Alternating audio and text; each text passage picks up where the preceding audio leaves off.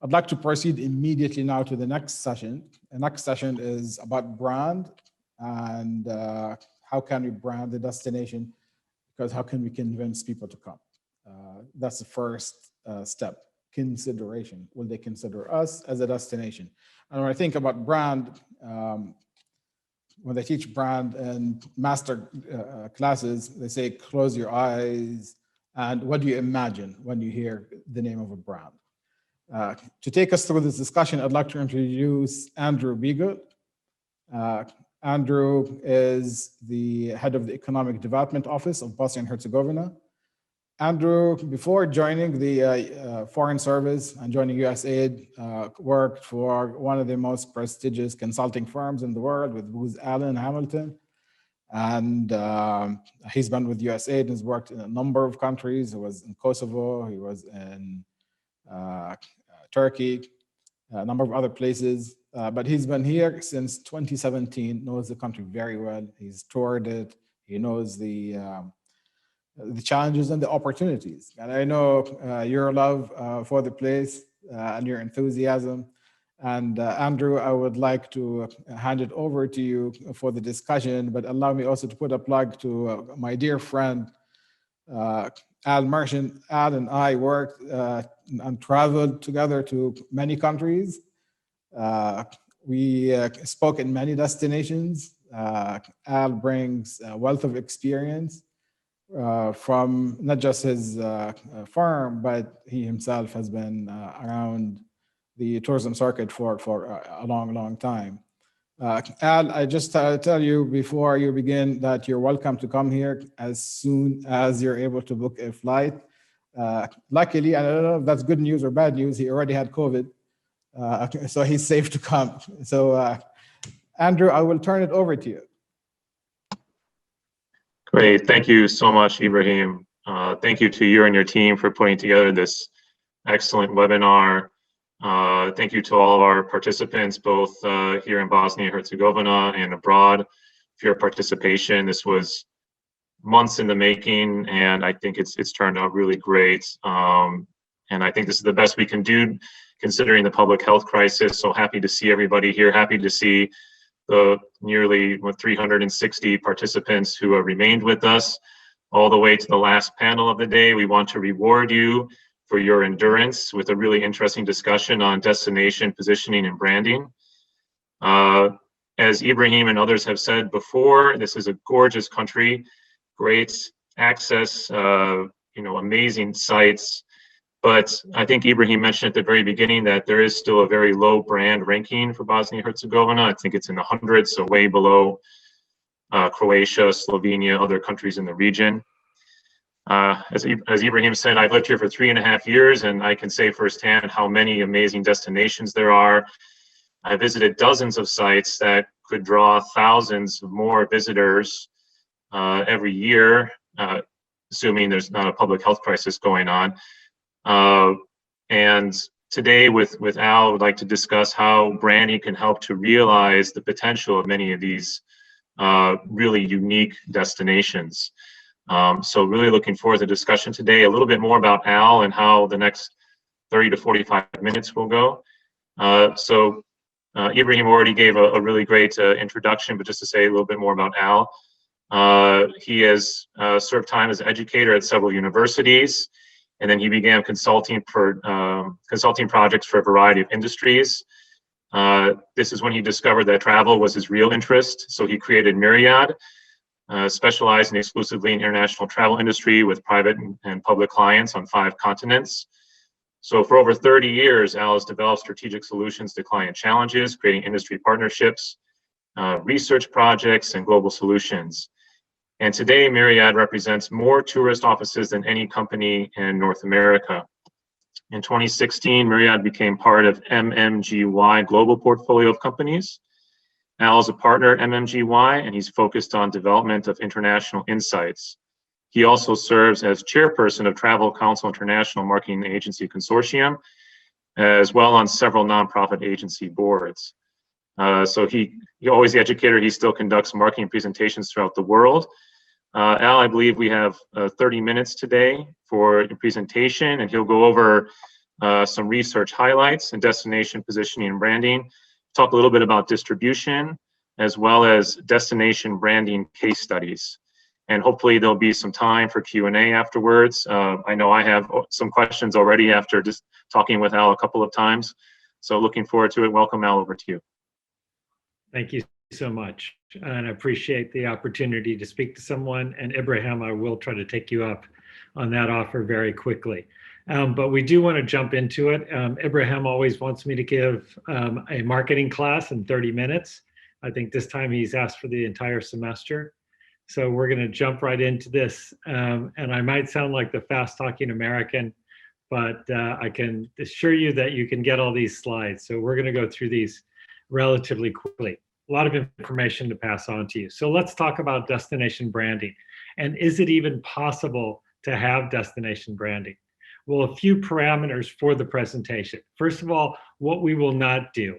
We will not give you every answer to your questions. Unfortunately, I can't tell you when COVID-19 will end either. And at the end of this, you're not going to be the ultimate marketing guru. What this presentation will do is share some basic global research that we have. We'll offer some marketing examples and insights from those examples. And at the end, we're going to challenge your creativity, both from destinations and onto your business too. So just a little background, MMGY, as you heard, is a company that inspires people to go places. We are the largest marketing company, 100% dedicated to marketing around the world, with 9 offices throughout the United States, Canada, Europe, and the Middle East. All we do is travel, so we live, breathe, and eat travel, from tourist boards to tour operators, hotels, and cruise lines, you name it. Also mentioned was our travel console group, and I'm privileged to be the chairman of that. We have 18 different travel marketing companies around the world that work as a consortium, which puts together a huge powerhouse of people, clients, and marketing experts who solely work with tourism boards around the world. And we're going to hear a little about our research on that. As Andrew mentioned, we're going to talk global research, some changing distribution patterns, and then focus primarily on destination marketing. So this is some research I want to share with you that we just conducted with Travel Console. And to do that, we interviewed over 1,000 B2B participants in 20 different markets around the world and 11 languages. And we're just in the midst of doing a new survey too. But just a few highlights of the several questions. The good news here is that we see people are postponing trips, not canceling. They still want to go. There's that pent-up demand. And for the most part, they still want to go to their original place. Well, they are starting to be open. One of the big keys that we heard from our B2B partners is destination health and safety certification is key for the destination, not just travel, but in general. What is the destination doing? How are they getting certified? Even more so than international travel and tourism certificates, they want to know the country's doing this. And there's a number of ways to get that out, not just all through travel. And you can see 3 out of 4 were concerned about certification, but less than 4 out of 10 were worried about the price. So it's not a money deal. It's, as we say, health is the new luxury. The other thing we're saying that fits into a little bit of what Damien was talking about is the reliance on digital and social media. Part of this is because it's growing. Part of this is it's more affordable to do. So there's a combination of those things. And one of the big things we saw from our first survey to our last is a shift. In June, when we interviewed people, everybody said the most important thing is health. We need everybody, the travel agents and the travel advisors, to give us advice on what. Now that's accepted. I'm not going to the place unless I know it's healthy. Now I need flexibility and change. If things change, if the numbers change, if the requirements change, I need to know that. And so everybody's changing their terms and policies because they know this is the new normal, if you will, as to how people will travel. Now, all this information is available on travelconsole.com. It's free. Please go down and download the information, and a new survey result will be coming out in mid-February. Now, let's shift quickly on to distribution. Now, as Andrew said, I used to be a teacher, and it was great because I could say, here's the distribution pattern. And just a simple reminder of how it works, okay? The product has to go to an inbound tour operator who's putting it all together for them because they don't have the capacity to do that. Then that goes across the sea, across the border, to a wholesaler who has the combination and the connections with all the retail travel agents.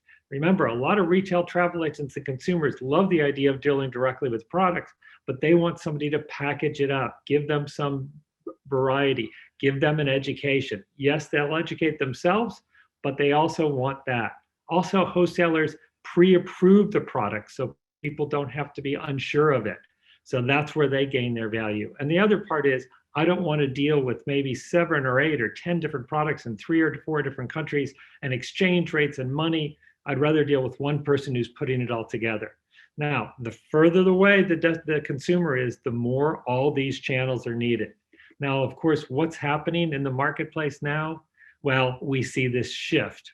Because the internet has opened up, everybody's jumping over everybody, everybody's undercutting everybody, and that continues, which means as a product, you have to market to every one of these entities to really be efficient. It's hard, it's expensive. Sometimes it's better just to work with your inbound tour operator, let them what's called a push strategy. Work with the inbound, they push out to the hotel, to the retail travel agent, and eventually the consumer. It's hard to do all of it. Sometimes it's best with your budgets to pick what's the best. The other thing we're seeing from our research is consumers are going direct to retail, to inbound, to product, to wholesaler. Sometimes they don't know the difference. But the interesting part is they're doing it all on the same trip. So they might book their hotel directly and the hotel thinks that's the entire trip. But meanwhile, they're booking certain activities with an inbound tour operator. They're also doing a wholesaler and they're also doing a retail travel agent.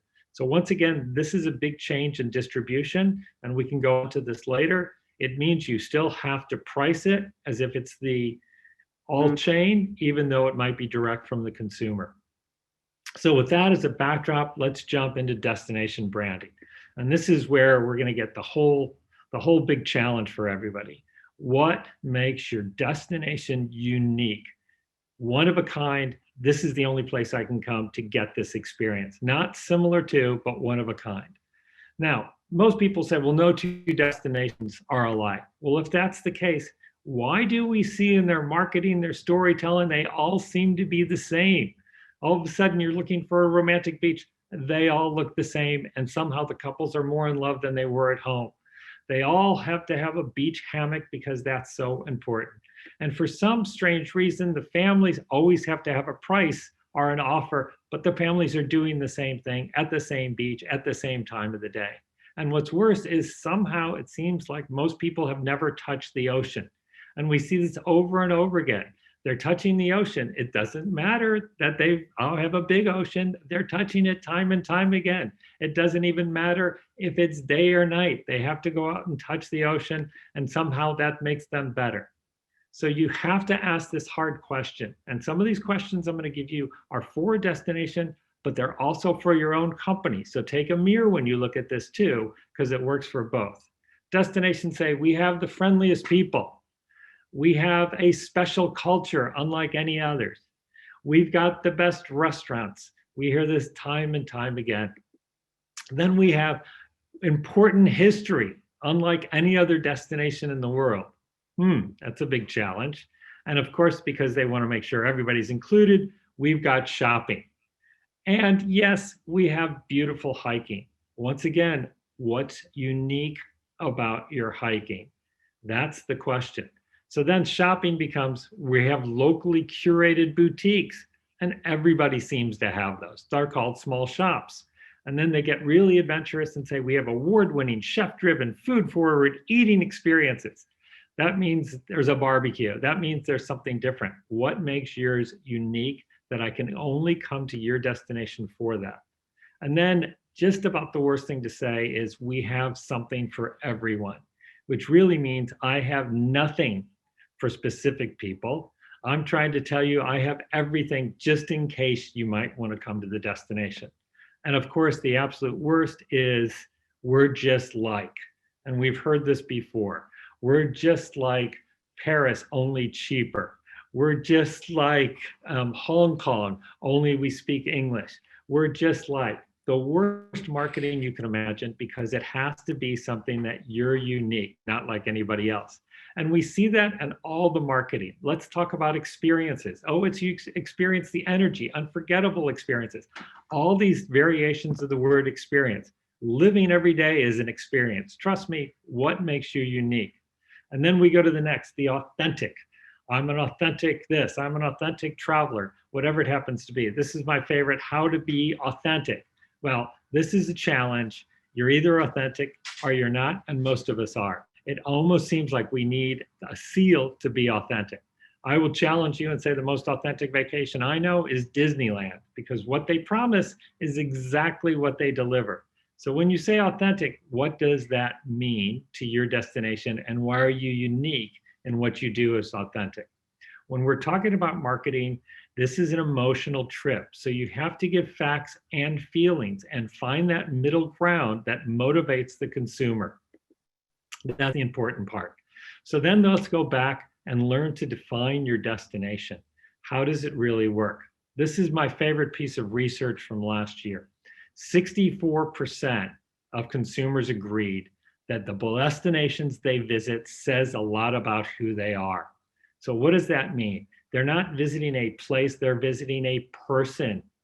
So destination branding is not about what you have, it's the personality you have. How am I going to have dinner with you? What am I going to experience when I have dinner with you as a destination?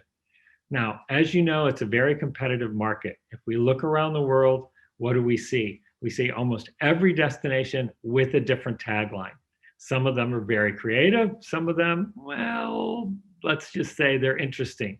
So for example, Algeria, tourism for everybody. What does that mean? Nothing unique, nothing at all. Now we'll go up to Germany, simply inspiring. Now we're getting somewhere. Inspiration, that's how they're putting their country out into the marketplace.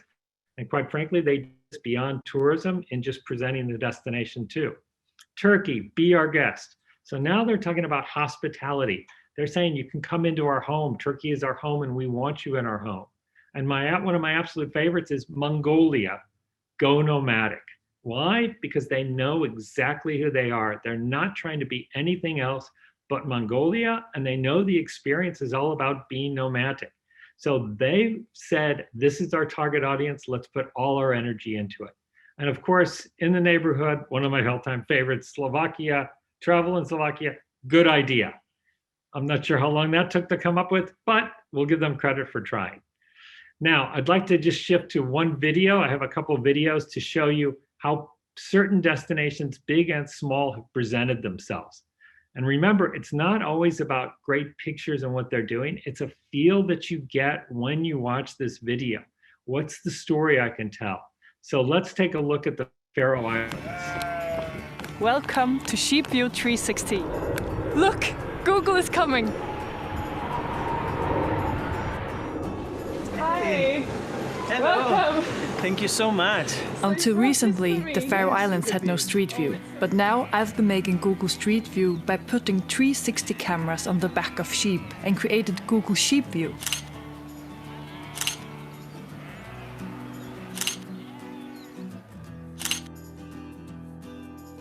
But I had a problem. My sheep walk freely instead of following the roads. So I also needed Google. We have agreed with Google to make Street View together. They have supplied us with cameras, a Google tracker, and training. We have come to like our very own woolly version of Street View so much that we want to continue with Sheep View, and with the help from Google, we have expanded the fleet with Rebecca on her horse, Ingmar on his skateboard, Gurun and her bike, Lisbeth in a kayak, and even Trenter has helped with his wheelbarrow. So if you want to help us continue the project, you can come to the Faroe Islands, borrow a camera, and help us make Google Sheep View. Street View. Sheep View.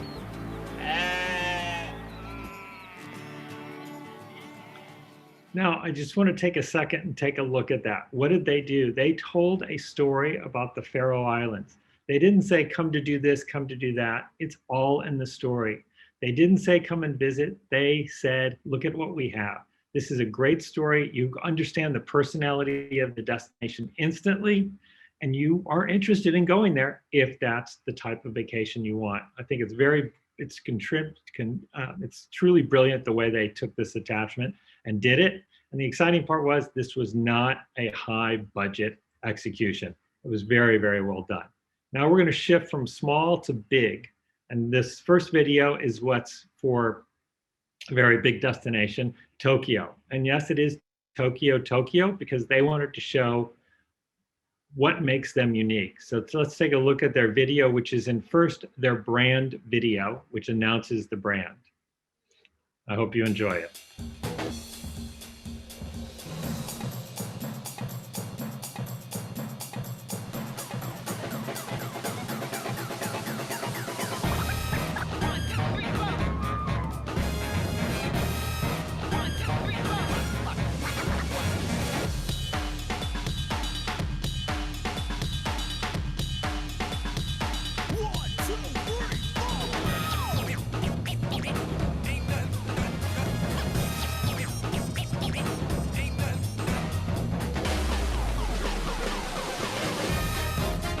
So it is a great way to show old meets new. A couple little things that I love about this. One is that the traditional of writing Tokyo is actually done by a young woman. The other is from the machinery. So it shows this interesting mix of the destination and the old and the new. I think it's very well done and it's very simple, but they show that's the intersection of the two. And most importantly, both live together. Let's take a look at how they do an ad.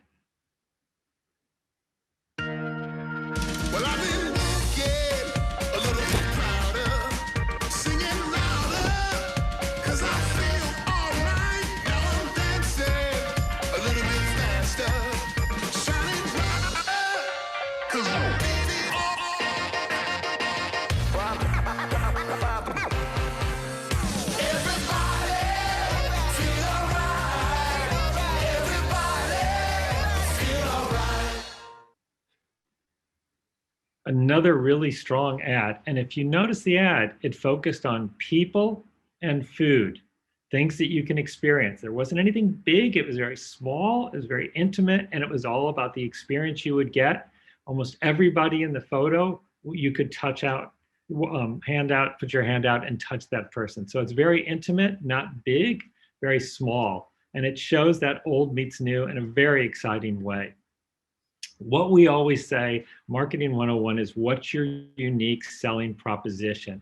Really, you have to finish the sentence. We're different because we what?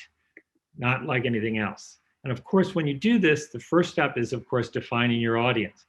Now, I know Damien said a few things about psychographics and demographics and interest and life cycles, and we have to put all these things together. You can't just say, here's the people we want, or here's the area. But once you do, you start to look at people maybe in their lifestyle. Is it seniors who maybe aren't as much traveling as much as some of the millennials, but they're spending more money? The spend per person, especially when you have limited visitation, is very important.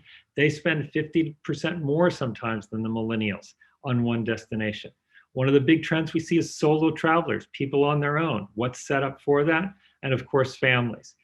We do have to look at geography too, as we layer these different approaches. What's the best destination? Are they close in proximity to you?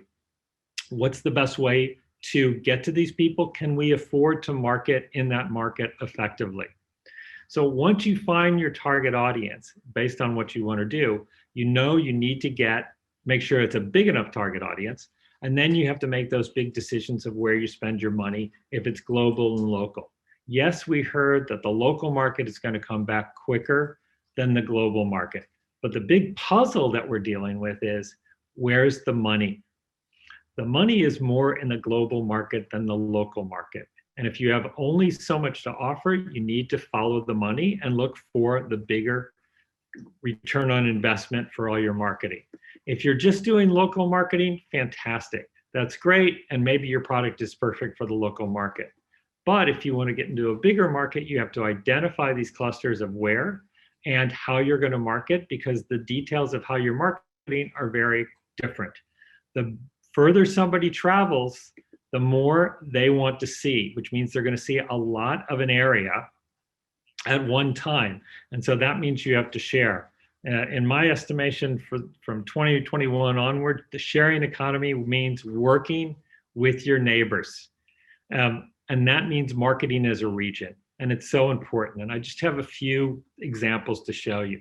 One is that you have to find a common thread where everyone in the region shares that. So I'm going to give you one example, which is Central America.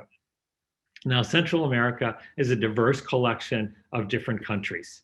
It's very different politically, very different economically, very different in what they offer, but some similarities too. Now, how do they operate? When they market to the United States, their local markets, they all do it under their brand name. It's their individual brand names that go to market. So you'll see Guatemala advertising in the US, you'll see Honduras advertising in the US, you'll see just what you see here, those specific logos.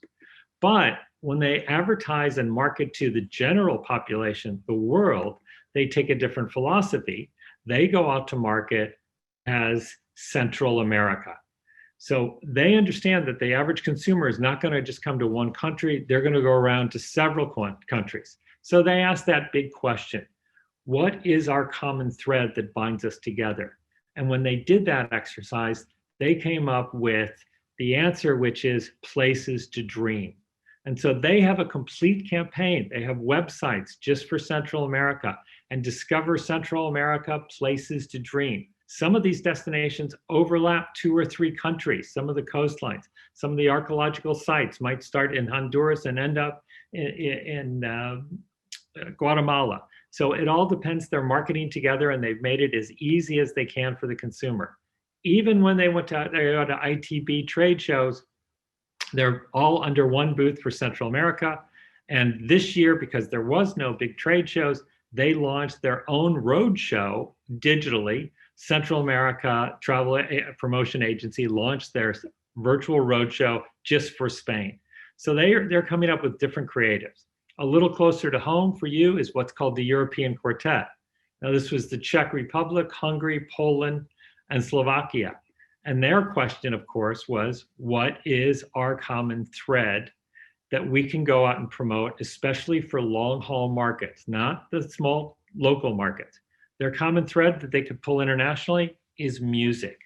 And so they pushed out and they came up with the European Quartet is in fact one melody. And that's their marketing approach in the US for several years, especially for those who were interested in music, but it also said a lot about the destination and the personality of the destination. And one more to the north is, of course, Scandinavia.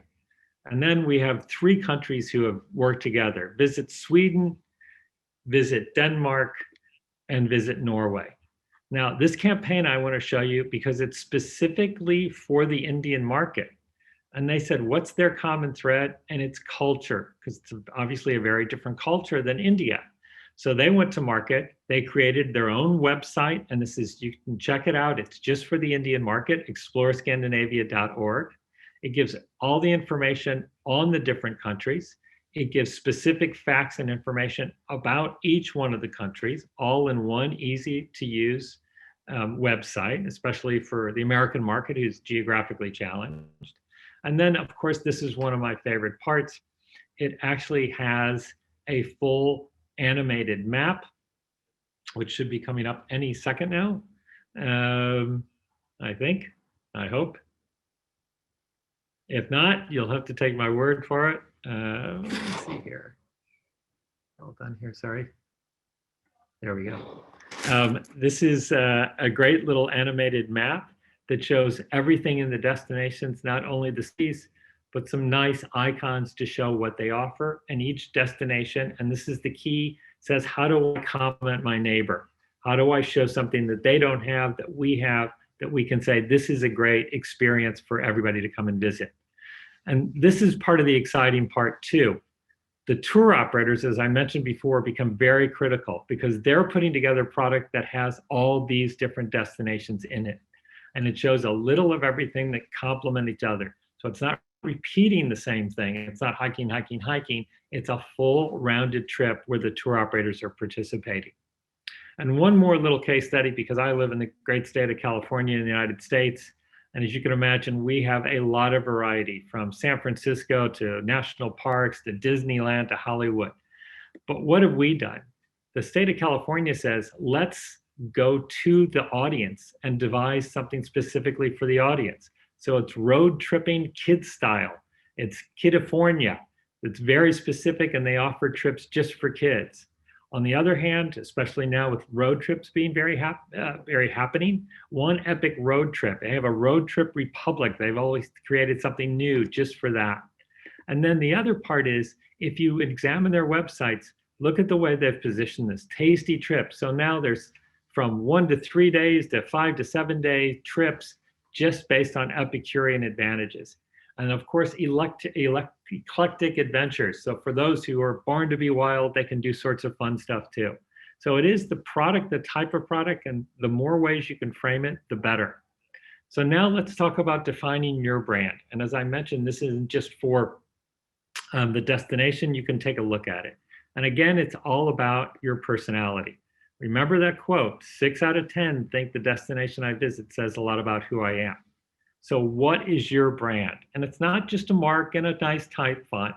It's more of your personality. Think for a moment, not about travel, but about other companies. What personality do you align with? So here's the little homework. I did say I was a teacher. If Bosnia and Herzegovina, or if your company was a watch, what watch would it be? You can't say a luxury watch. You can't say an adventure watch because there's too many brands in there. What's the brand that you would want to be associated? If you were an outdoor clothing company, great, but what brand? Because they each say something different, the way they operate, the way they work. Who would be the best spokesperson partner? Take it one step farther. If you were a car, if every tourist had to go into one car when they visited you, what one car should that be to represent the destination? As you start to define these things, you start to define who you are and who you're not.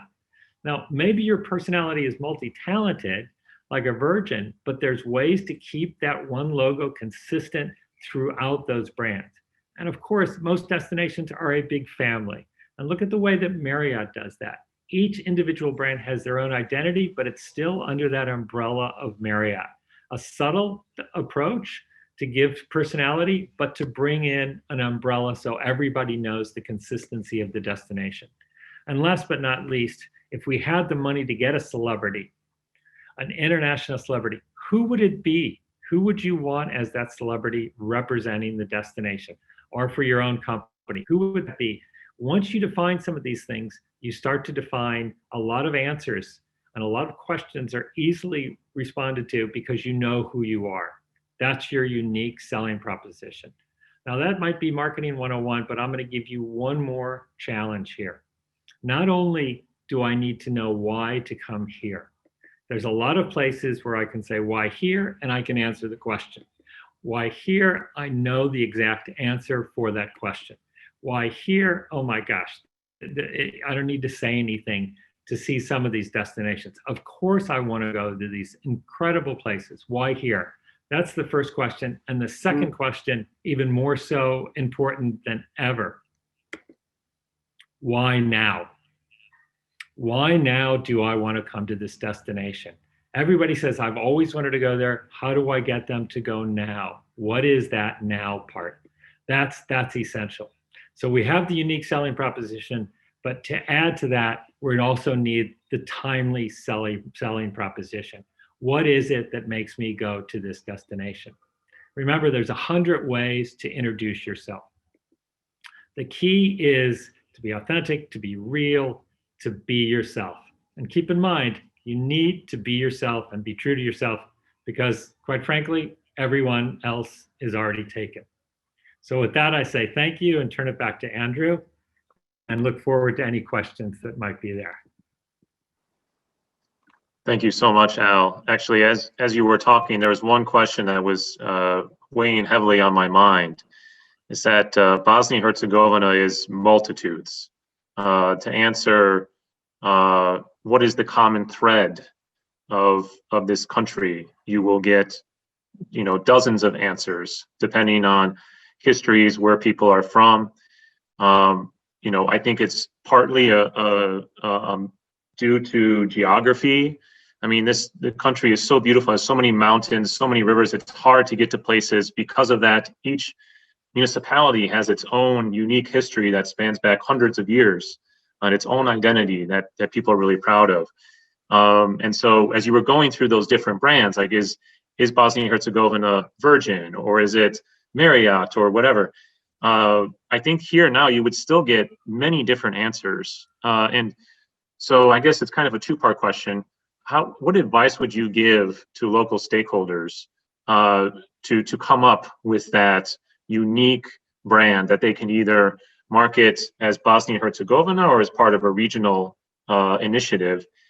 And then also taking into account, what happened here during the 90s, what advice would you give to countries that have had a troubled past and may have and are trying to overcome that? Has there been examples of countries overcoming that through tourism and tourism helping to recover that brand? And what advice would you give on that? Thanks. Great. Okay, two big questions, Andrew. Thanks for both of them. The first question is possibly one of the most difficult. Is everybody agreeing on what the common thread is? Sometimes I'd like to say, let's put everybody in a room and lock the door and have them all agree before they can come out. It's kind of like we've done in COVID, but a little more formal.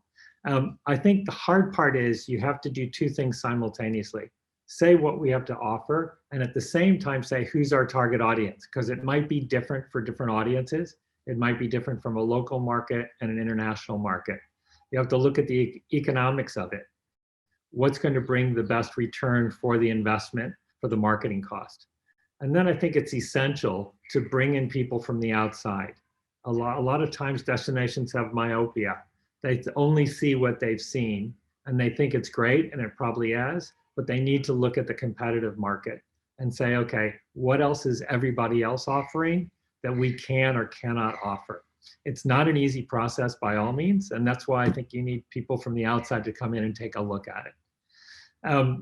In regards to the question about the troubled past, one of the destinations we work with now is Rwanda, who had an incredibly troubled past. They had a genocide which eliminated over 20% of the population. Now, they've done a remarkable job of rebuilding, and they also understood the importance of tourism. One of the assets that they have are the gorillas, and they knew this was an incredible asset. So they have utilized this asset very, very wisely, understanding sustainability, understanding who their market is. They understood their market was a very upscale traveler, highly educated, very wealthy.